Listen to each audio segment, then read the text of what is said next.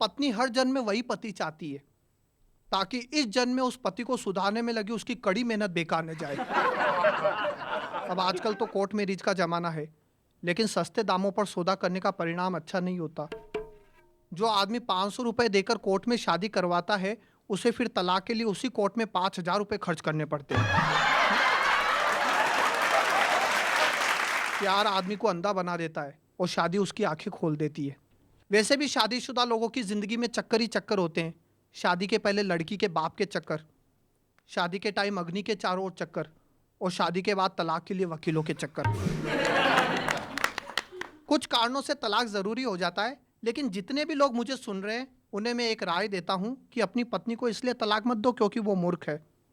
जरा सोचो, अगर वो अक्लमंद होती तो क्या आपसे शादी करती? हमारे देश में पति पत्नी के रिश्ते होते ही अजीब है।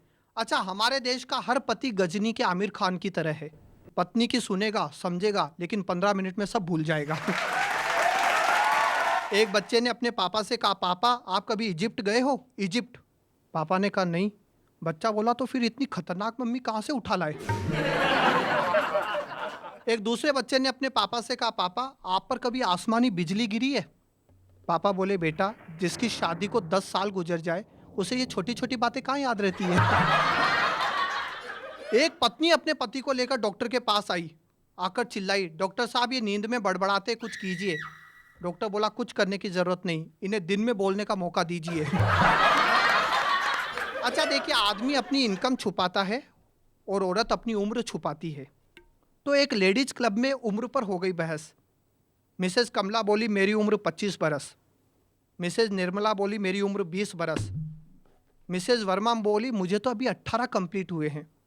अब मिसेज शर्मा कुछ कहती, उससे पहले उनका 5 साल का बच्चा बोला, मम्मी मम्मी तुम अपनी उम्र में चाहे जितना सस्पेंस रखना, पर मेरी और तुम्हारी उम्र में कम से कम 5 साल का डिफरेंस रखना।